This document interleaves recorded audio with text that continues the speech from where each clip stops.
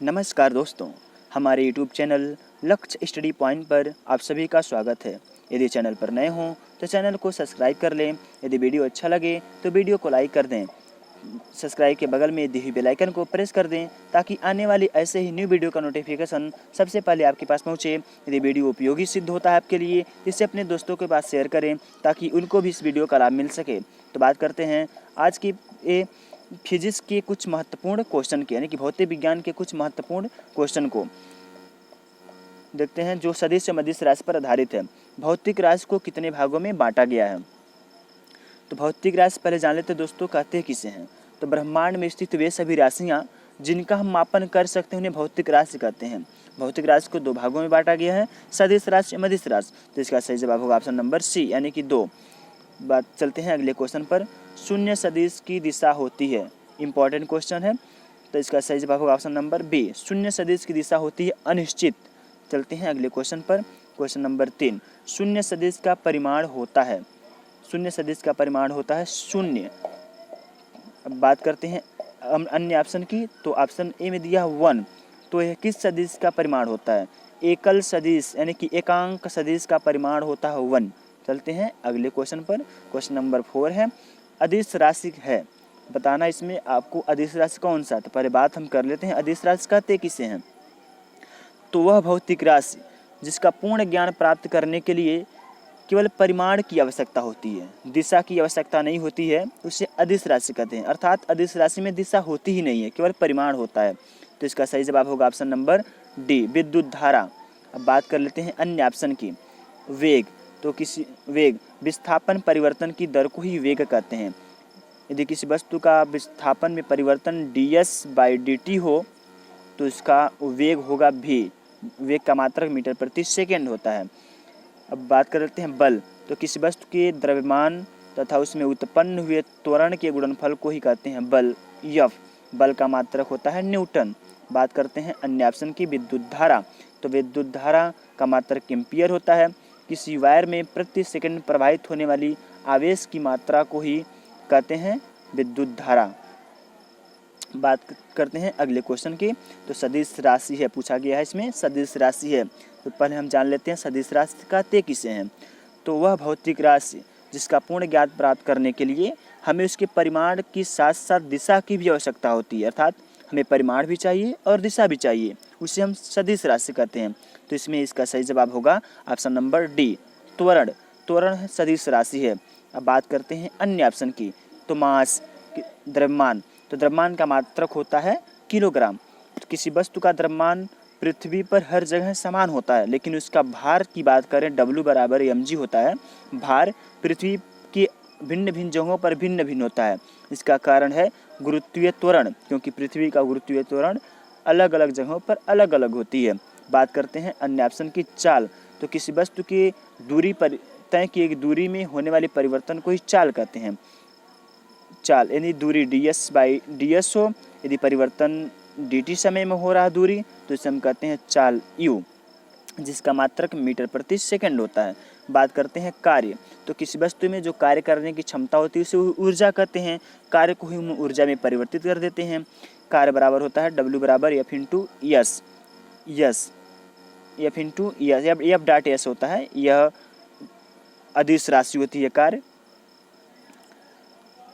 यदि दोनों बल एवं उसके दिशा में हुए विस्थापन के मध्य का कोण थीटा हो जाए, यदि हमें किसी वस्तु को बल की दिशा में थीटा कोण लगाकर खींचा जाता है तो किया गया कार्य का सूत्र बन जाता है यहाँ पर W = Fs cos थीटा, क्योंकि यह वेक्टर प्रोडक्ट नहीं, यह डॉट प्रोडक्ट है, डॉट प्रोडक्ट।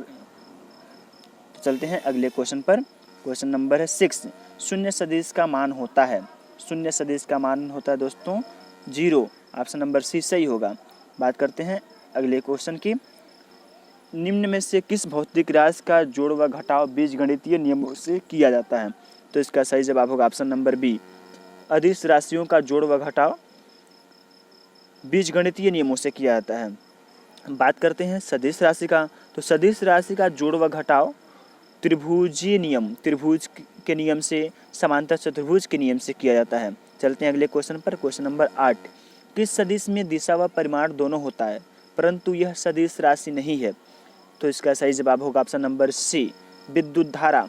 विद्युत धारा में दिशा भी होती है और परिमाण भी होती है परंतु यह सदिश राशि नहीं है।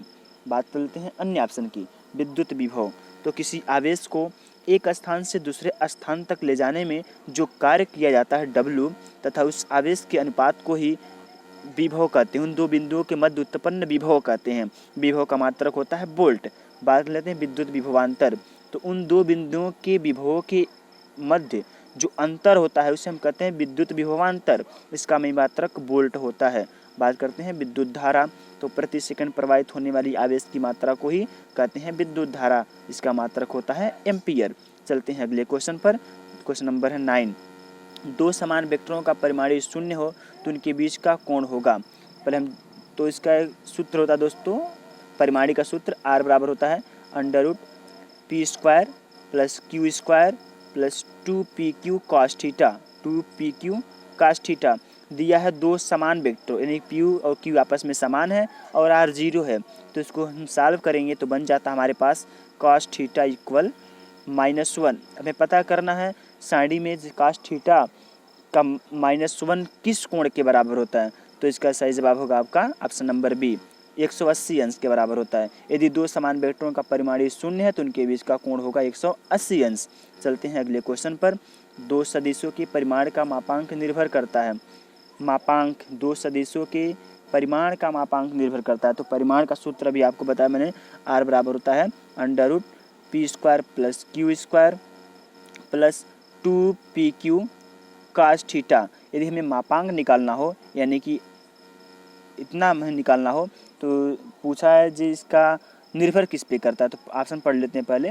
दोनों सदिशों के परिमाणों पर, परिमाण पे निर्भर करेगा क्योंकि हमें निकालना है यही तो परिमाण तो चाहिए।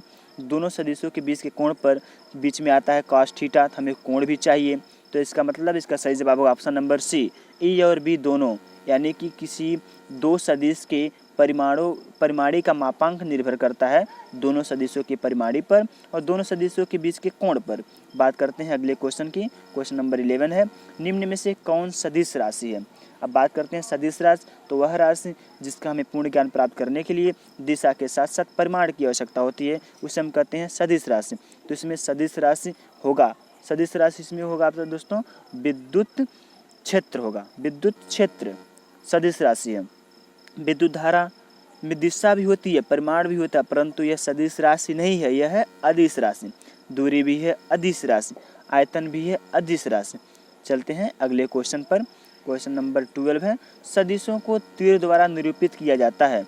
तीर की लंबाई क्या व्यक्त करती है? किसी सदिश को व्यक्त किया जाता है तीर से, इस निमा। तो जो तीर होता है उस सदिश की दिशा को बताता है और जो इसकी लंबाई होती है इसके परिमाण को व्यक्त करती है। यानी कि सदिशों को तीर द्वारा निरूपित किया जाता है।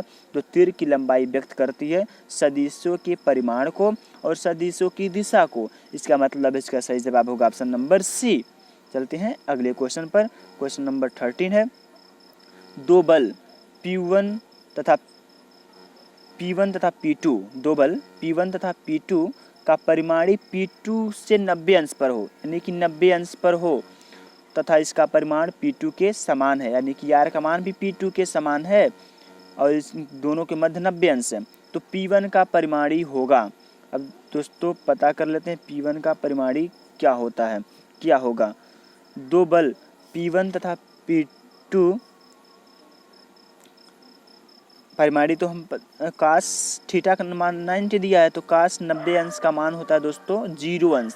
तो इसका मान होगा 0, मिस्टेक होगा लिखने में, यहाँ पर होना चाहिए 0। इसका सही जवाब होगा 0। चलते हैं अगले क्वेश्चन पर।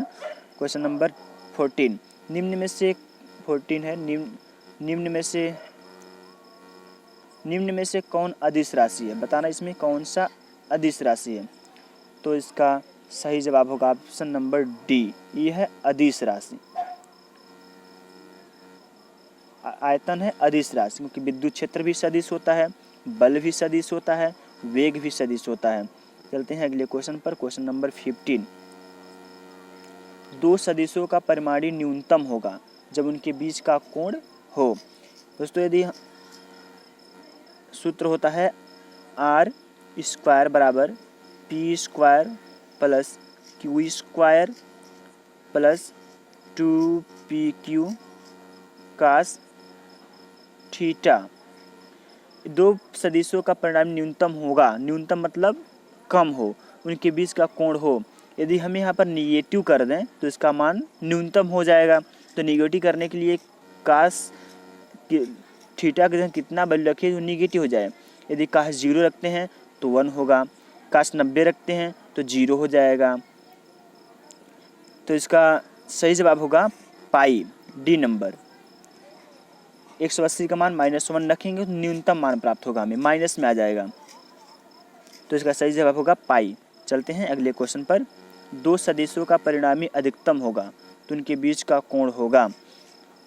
परिणामी अधिकतम करने के लिए हमें कास थीटा का मान करना होगा 0 अंश, क्योंकि कास 0 अंश का मान होता है 1। कास थीटा का न्यूनतम मान -1 होता है, अधिकतम मान +1 होता है। तो हमें +1 लाएंगे तो उसका मान अधिकतम प्राप्त होगा, -1 लाएंगे तो इसका मान न्यूनतम प्राप्त होगा। दोस्तों यदि वीडियो अच्छा लगा हो तो वीडियो को लाइक करें। यदि वीडियो उपयोगी हो आपके लिए और अपने दोस्तों के लिए उपयोगी समझे तो इसे अपने स्टडी ग्रुप में शेयर जरूर करें। धन्यवाद। जय हिंद।